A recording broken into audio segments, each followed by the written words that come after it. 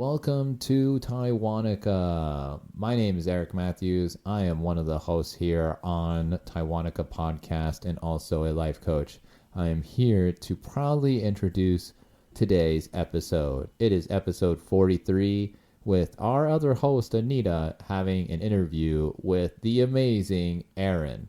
She is a Taiwanese who has traveled the world and is going to share her points of view with you today about how to travel, what are some of the culture shocks, and just so much more.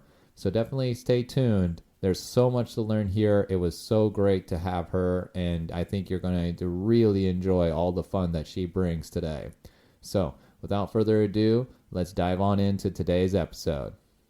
All right, so today with our interview for Erin. Erin has a really special background. So first thing first, Erin, could you please tell us a little bit about yourself? Yeah, I was born and raised in Taiwan, and I live in several cities in my life so far. I was raised in Taichung City, but my hometown is in Tainan, and just flying to different countries to teach.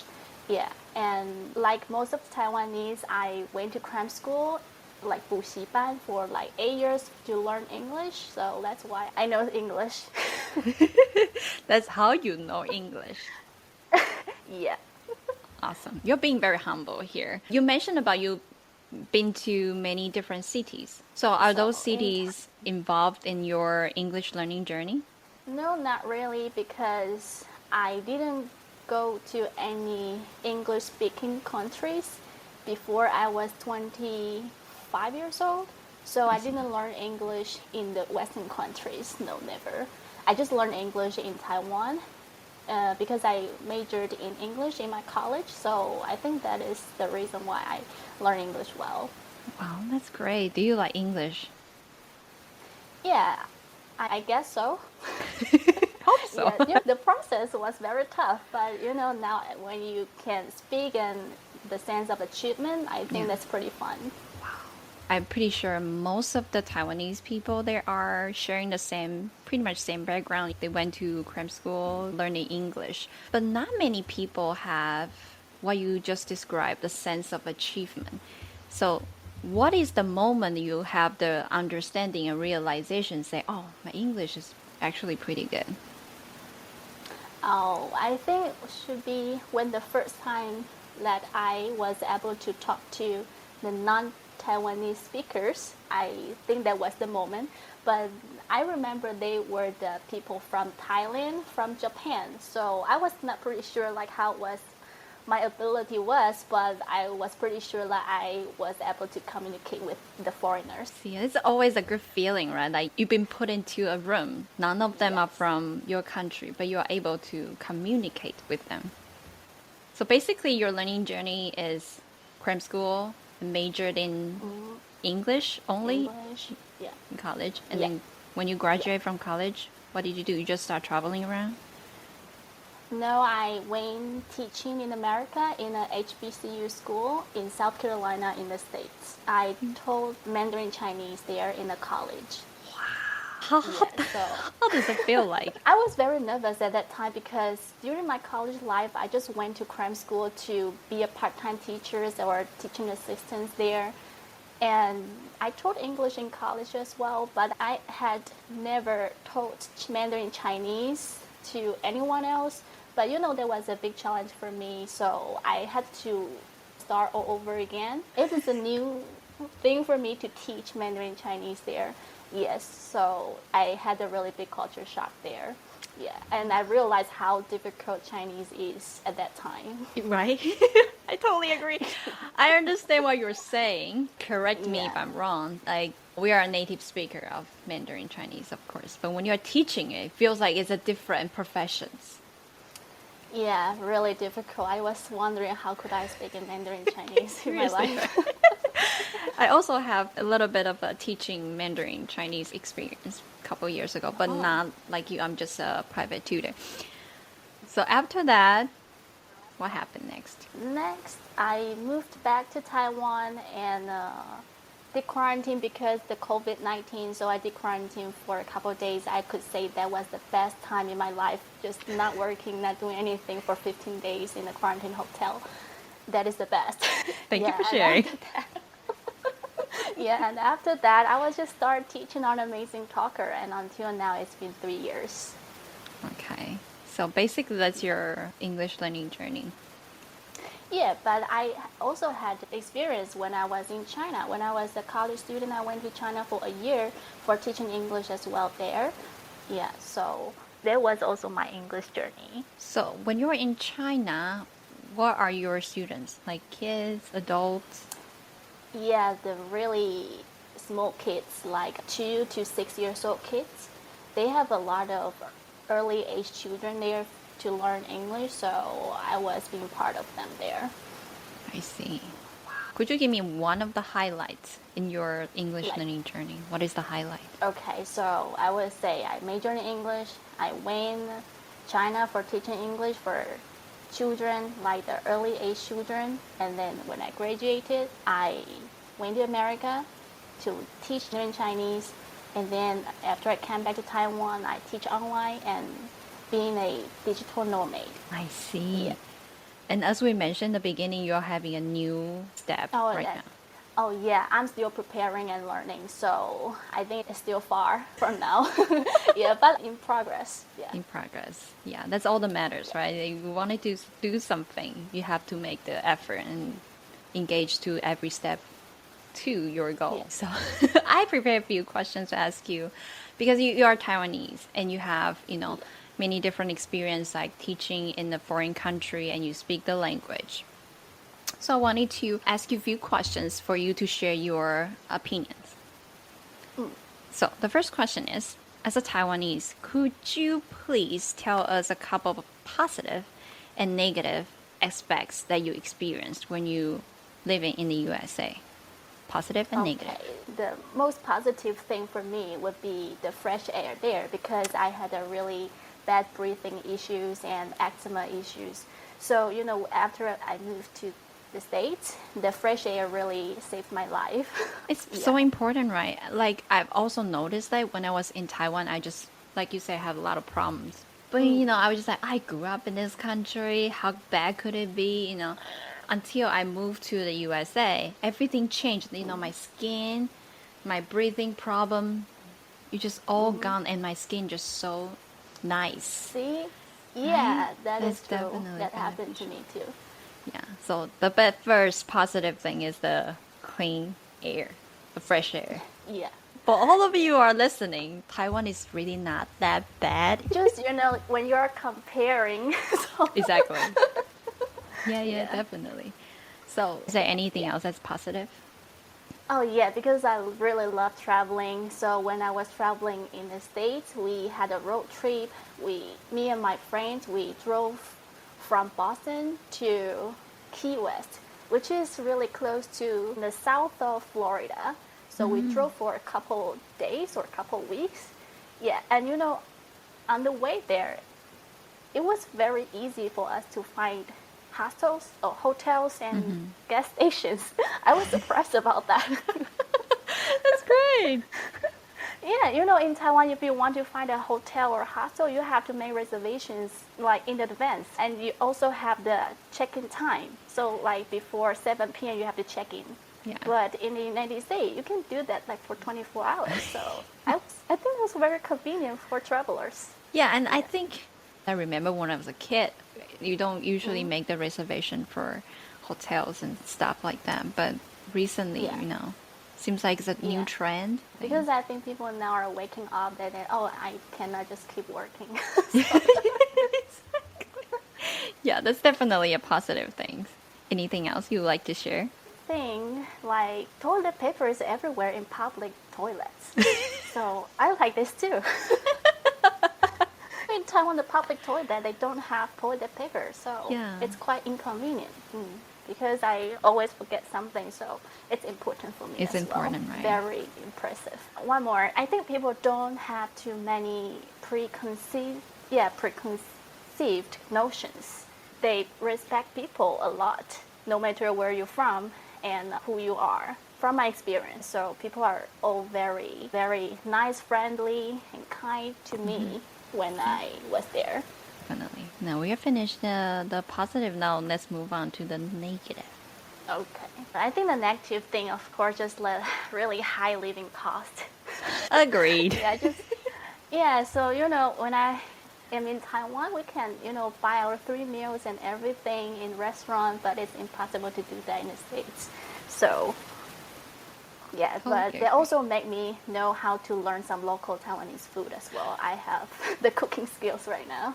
That's so true. Yes, but I've started to notice I can cook so many Taiwanese dishes that I never knew that I can do when I was in the States.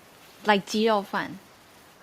Oh, I can make okay. 火鸡肉饭 right now. That's like so impressive. Wow. I'm just impressed. Okay. I'm impressed by myself.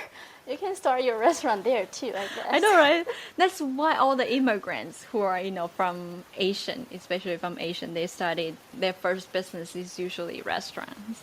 Now I can understand. I can make 咸酥鸡 right now. Oh my god! Is it difficult to make? Yeah. No, super easy. When you really need to eat that, you will know how to make it. It's definitely a survival skill. I would like you to teach me that after the interview. I can share the video I learned from with you later. Yeah, agree. High cost living lifestyle here is definitely a negative aspect. Yeah. Anything else? I think it should be no offense, but the inefficient administration. I really have a story about this. When we were there, we had to apply for the social security number, right? And until now, I haven't received my social security number. It's been 3 years. Oh my god. So I just give up. Yeah. I think at that time, they told me I can have it like within 2 weeks. And I just keep waiting, and it's been a month. And then I went back to the office and asked for that, and the staff told me, "Oh, we forgot to submit that. Just let's do it again." I said, "Okay, let's do it again." And I waited for another 1 month, and then I get back again, and they told me, "Oh, I think there's something wrong. The system is done." I said, "Okay, you are done too." And then, I'm just kidding. But after that, okay, I have to wait for another 1 month. So, the time just flies. Yeah. And after a year, I was about to leave the school. And I said, okay, it's fine. I don't need it anymore. Seriously? Yeah, because they're just too slow and they didn't really know what's going on either. So nobody can use this. It can solve the problem. So I just let it go. Yeah, until now. Oh my God. So your social security number is still somewhere in the office in the United States, sitting on the desk. Really? Yeah, because I heard from other Taiwanese friends, they also say they received that within 2 weeks or the latest 1 month. So I didn't really know. I don't really know what's going on with that. Now that you mentioned, in Taiwan, everything is very, I gotta say, efficient. Like, they will tell you the time, and then you will get the time. If not, you can yell at them. Because they are all, serious. When you walk into the office, they are, the atmosphere just, really serious. You don't mess with them sort of thing. And there's another, inconvenient thing about to see a doctor in a clinic. Oh my God, that's yes. really, really time-consuming. But I have to say their medical personnel are very, very careful and attentive. They are very nice, but, just somehow something is wrong. There's something wrong in the system. We're not so sure what it is, but seeing a doctor, I think most of people can agree, going to see a doctor is very, very, very inconvenient in the United States. Yeah. Yes, that is true. Anything else is negative? We have going on and on about negative. One more thing that's important to be a teacher there, because I was a teacher in college there. So, teachers need stationery, but they don't have the good stationery. They don't have good stationery. Pens, pencils. I just need corrections. They don't have that. They have it, but just super expensive and very bad one. I don't have all the words to describe that. Yes. Just how could you sell this bad thing in a really high price? I just couldn't understand about that. Yeah. Again, totally agree. Like I miss Taiwan. Taiwan has like 九成九 or eating Joe or something like that. Oh, yeah, that is true. Definitely. Bad stationaries in the USA. So if you want to come here to study or teach, prepare your own stationaries.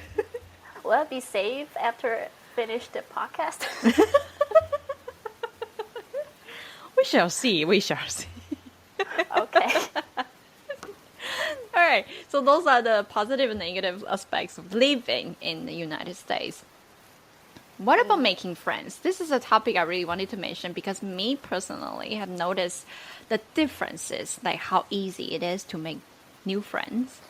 So could you share, when you are in the USA, do you find it difficult to make friends? I think because I was staying in a college, so I think it was the reason why it's easier for me to make friends in the United States, I guess. Yeah, because it was in college, so people are around and very close, so it's not a big problem for me to make friends there. So what about Taiwan? Like if you have to compare, do you have an easy time making foreign friends or local friends when you are in Taiwan? I never compared these two, but for me, I think I am the easygoing person, so not really difficult for me to make friends, no matter the Taiwanese or foreigners here. Yeah, because I love traveling. I think that's because when I'm traveling, I always like to stay in hostels, so it's really easy for me to make Taiwanese friends and the foreigners friends. Definitely. Like hostel is like one of the many best ways to make new friends. Yeah. So that's why I love to stay in hostels when traveling. Yeah, that's great. That's great. And as a Taiwanese, like based on your experience, what are some common traits that Taiwanese people have? Like, have you ever met some Taiwanese people they just have difficult time making friends? I think so, but I think that it's basically based on their personalities because some people they don't really like to make friends or they just don't like to be socializing. And yeah, so I think it's really relates to their personality. Yeah. I see. But yes, maybe some people they want to make friends but they are too shy or too humble and seldom try to express themselves. So that's the reason, I guess. Would you say shy, humble, and having a difficult time express their true feeling would be the common traits they preventing them from making new friends? Yeah, or they care about people's thought too much. So they just try not to, express themselves that Do easily. you have a tip for them, like for the person who really wants to make new friends but somehow they are shy, humble, or don't know how to express themselves? Yeah, I think the first thing for those people have to do is they have to know people don't really care about what you think. That's a really good way. Yes, you're all worried about other people, but actually they don't really care. Yeah, so they just think too much, I think. So just stop thinking that much. Yeah. I see. So everything will go better. I see. That's a really good tip. Yeah. Think less. Okay. Hey, everybody. We hope you're enjoying today's episode. Thank you so much for being here. It's people like you who are helping us grow into a bigger and greater podcast. And we are offering you a great opportunity that is exclusive only here on Taiwanica. And that is our sub-channel, buymeacoffee.com/Taiwanica. Over there, we have special content that is only available to you with a small donation. This donation helps us move forward, and you will be able to have all the exclusive access to this special content that is nowhere else. So we hope you can come join us there, and we can't wait for you to check it out. Thank you so much. Next question is related to your, like, where you go to a new country. What was the difficulty that you commonly encounter when exploring a new country? Oh, I think that the common difficulty for me would be the language differences. Yeah, But no matter what countries they are, even when I was in China, I also had difficulties as well when I was there. Yeah. So, culture, languages is the main way to communicate with people. So when you are not able to talk to people, communicate with people, you will feel insecure and you will feel unsafe. So I think that is the biggest problem for me when I'm traveling in different countries. So I'm assuming that eventually you overcome this difficulty. Yeah, I did, but it depends. It took me a lot of time, but it depends on the countries. So when I was in China, it took me like I remember it took me like 2 weeks to 1 month to conquer the problem. Yeah, because they have their own local language and their accent, and they speak very fast. So I couldn't really understand what were they talking about. And different words and phrases as well. I made some mistakes there, just like they say. I was taking the taxi there, and then I told them I want to go to 饭店. They told me, no, it's too late. You are not going there. I said, what do you mean? I live there. I stay there. Yeah, so I was thinking like, is it going to do something bad on me or what? After that, I realized that I have to say 酒店 not 饭店 there, because 饭店 means the place to eat rice or to eat the meal or something. Yeah. Okay. So I have to say 酒店. But 酒店 for me as a Taiwanese, we think, are you sure? Yeah, it's like a sketchy place, sort of thing. Yeah. So I have a lot of things like that in China. Yeah. So would you say in China is the place that surprisingly has the most difficulties to conquer? No, not really. The biggest difficulties that I have with the language problem is in the United States. Okay. Although I could speak in English before I went to the States, the place I went to was in South Carolina, and this college was an HBCU school. And so, which means in the school, Black people would be the majority there. And I am the only, or maybe 3 Asians in the school only. Yes, so I didn't see people from Asians too much. Yeah, so people in the South America, they have their own accents too. And Black people have their own accent and slang too. So they really drove me crazy about that, about their language. Even they were speaking in English, but really hard for me. It took me like 6 months to overcome the problem. Yeah, I think the accent, I've have so many people told me about they are struggling to correct their accent. Oh, I think like we should correct the accent. I think accent is okay. Everyone has the accent. So even like different Americans have different accents too, but we cannot say that's wrong, right? Yeah, so exactly. Accent is totally fine for me. If you can communicate, that is okay. But the key point is like I have to understand. Yeah, definitely, right? The first step is to understand. Yeah. Yeah. Can you do like South American accent right now? I was trying to learn, but not authentic. As I remember, they would always say, "Hey, you, my people," or something like, "How are you?" My people. Yeah, something. But it's not authentic. I don't really how to speak it right now. Yeah, but I have a lot of friends from there right now, so I really like to talk to them.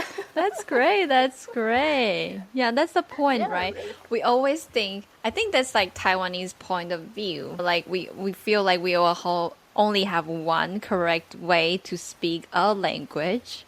We only have like one correct way to Mandarin Chinese. If someone somehow having like a Chinese accent, they'll be like, no, that's not correct, But yeah. thank you for sharing this experience that many people knows accent is totally fine, and one language has so many different ways that you can present it, right? It's not right or wrong. It's just different. Yeah. Yeah, it's very, very valuable lesson. Thank you for sharing. No problem. Yeah. And in the beginning, you mentioned about there was a lot of culture shock. So could you share what was the culture shock when you experienced Okay. in the USA? Yeah, I should say, okay, this one, I knew it before I went to the States, but it was the first time I went to the States, so the first experience there just about the tips culture in restaurants. Until now I still think it totally doesn't make sense. Like, why should we pay tips to Seriously. the service? Yeah. That's your job, isn't it? Right? Like, why should I pay extra money for that? Yeah, and people try to explain to me that, because they got a really low paid hourly. And, the local people explained this to me, and I told them, then that's your government's problem, right? And like, I remember like few years ago, the common tips is like 10%. 10% is, Now it's like 18% yeah. now, right? To 20. Yeah, sometimes up to 20%. Yeah, that's So it's crazy. like, sometimes I feel like when I'm ordering Uber Eats, my tips is more expensive than my food. It's just like, how? I don't understand. Because there are so many fees that you have to pay, like service fee, delivery fee, and tips. I was like, okay, I'm paying for Yeah. my food, or what is going on here? It's really crazy, insane. Yeah, definitely, I agree. Tip culture is like a culture Yeah, shock. the big one. Any other culture shock that you would like to share? I think it would be, I kind of jealous that people can just, do one thing in one day. Just like their life passes so slow, and I really like that. They can get off work on time, never overwork. Yeah, so I think this is a really good culture. Yeah. That we can agree. It's a good culture. So good job, America. All right. And also you mentioned about like you started to know how to, cook a lot of Taiwanese food because of the high spending lifestyle. So next question for you is, what are some of the things that you are capable of doing thanks to going abroad that you would otherwise be unable to do so? Oh yeah, so like making local Taiwanese food, and I think that's something important. Is like I know what real life could be by seeing others' lives. So in Taiwan, most of the people they just have most of people, not everyone, but the people around me, I see they have the regular life, go to work, stay home, and on weekends stay home or just have a short trip, something like that. But I see people have so much different values toward their life and their work. So I think this is something important, just like we can be out of the box and not to just keep staying the same. We can do some change by ourselves. So we can change life. We have the power to change, just so we have to know what kind of possibilities we have. So positive. Literally give me chills. We have the ability to change. That is so true. I feel Taiwanese people, we definitely have the ability to adapt to the environment because you see Taiwan's history and all the developments that we've been through in a short period of time. We are definitely capable of doing a lot of things to adapt to the environment. But for some reason, a lot of Taiwanese people, they just got, caught up by their fear of stepping outside of their comfort zone, which in your way, you described as box. Right? So, That's true. were you like that before you go outside of Taiwan? Were you like, afraid to change, or have you always been like this, like seeking for challengings and different lifestyles? Yeah, I think I'm always being like this because I guess because of my personality. So I'm trying to do something different all the time. Yeah, but when you stay in the Eastern countries and Western countries, I think there's difference as well. So just try to broaden my own horizons and find out more possibilities and novel things in life. So I think that's pretty nice for me. I see.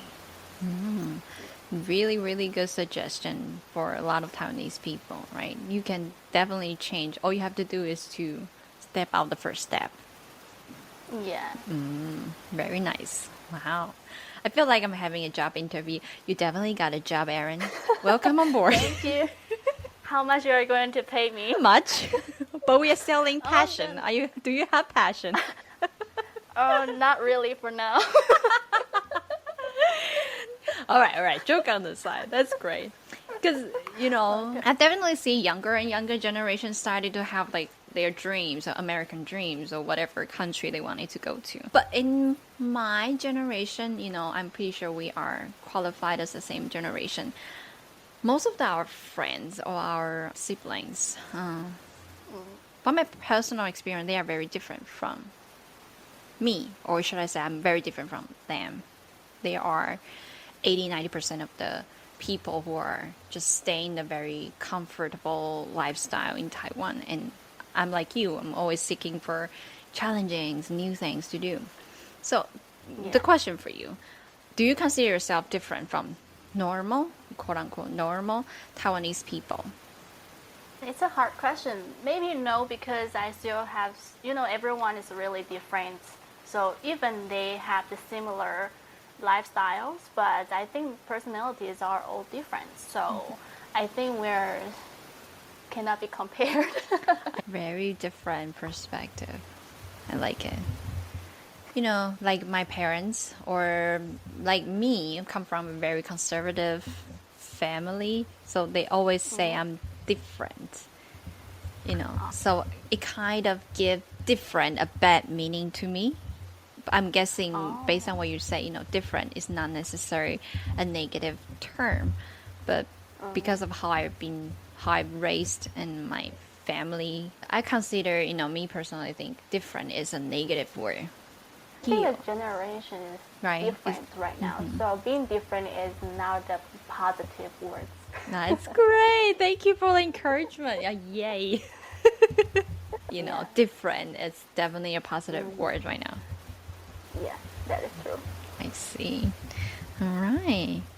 And I always say that there are a lot of things I didn't see before I was in Taiwan.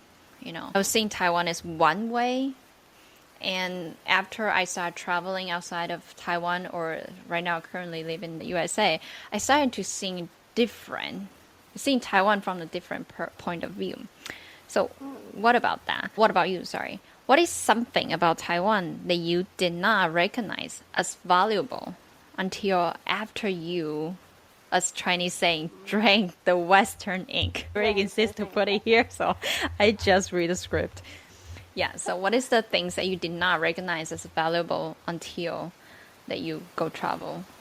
I think, I always take food for granted. So now I really cherish food, especially fruits, vegetables. You know how expensive is that in the States? It's nonsense. I know, like right? Dragon fruits, basils, vegetables, bubble milk tea, crazy. I know, right? Everything, basically everything is super crazy. At least like 3 times of the price. Yeah, which is really nonsense. Yeah. So fruit and vegetables. Yeah, this is the most impressive thing for me because I really love traveling in Taiwan since years ago. I love everything in Taiwan, but food, because when you are not doing comparison, you will never know how good it is in Taiwan. Totally agree. We can basically eat any kind of vegetables, any kind of fruit throughout the whole year. Yeah, that is true. It's definitely true. Like here, sometimes I was mentioned about, I really wanted to eat a certain either fruit or vegetables, and Eric will be like, that's not a season for it. I was like, what are you talking about? In Taiwan, 4 seasons is the same season. Yeah, that is true. Give him a punch. Yes, totally agree. So anything else except for fruit and vegetables? Or maybe this is the common issue, like people say the health insurance, right? That's a thing. It's definitely not a thing in the United States. Yeah, health insurance is pretty important. You will never know how good it is. Yes, totally agree. Wow.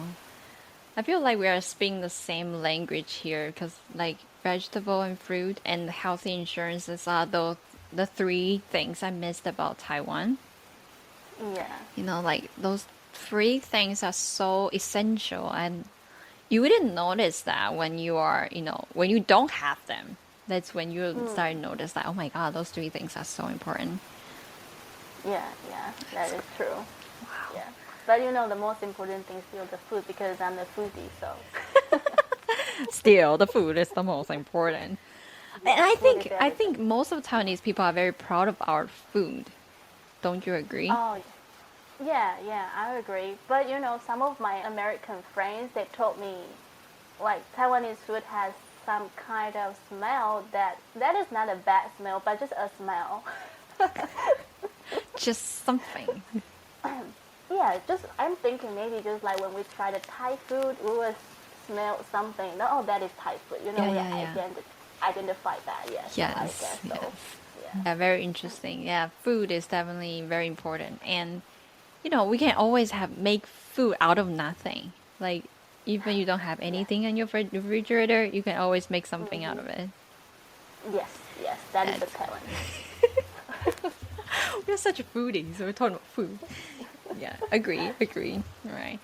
It was so great to have an interview with you. Today, the final question for you is, what is the one message you wish to leave for anyone who planning to go travel or move to a foreign country? I would say don't plan too much. Once you buy the ticket and know where you are going to live for the first 2 days, then you are ready to go. But you just need to know some common sense, like how to protect yourself. That's true. I think these are enough. Yeah. Wow. If you think too much, you will never go. That's true. That is so true, Erin. That's great. A lot of people are like, I really want to go there. But there are this, and that. It was like, just like you say, buy the ticket, figure out the first few days where you're going to stay, then have a common sense that protect yourself, then you're ready to go. Yeah. I see. Very, very, very valuable message. Don't think too much. Don't prepare too much either. Just get ready and you are good to go. Yeah, that is true. There are so many ways to traveling around. You can be like a backpacker. You can travel in a luxury way. It's all your choice. That is really, really, really good lesson. Thank you so much for sharing. Yeah, you're welcome. It's nice to be here today. All right, so thank you so much, Erin, for your time today. Thank you so much for your tips. I'm pretty sure all the listeners will get a lot from you. So today, there will be our interview. Do you have any final questions? I have some students, they are asking some podcast channels. May I just share this news with everyone else? Of course, more than welcome to do so. This is what our purpose is to share, like Taiwan, especially Taiwanese learner who wanted to know more about, American and lifestyle and culture wise. So this is our podcast for you to share with as many people as possible. Okay. Yeah, right. So thank you so much for listening, y'all. And thank you so much, Erin. And I will see you next time. Thanks so much for tuning in to Taiwanica. If you're enjoying the show, please feel free to rate, subscribe, and leave a review wherever you listen to your podcasts. That helps others find the show, and we greatly appreciate it. Thanks again for listening, and we'll catch you in the next episode.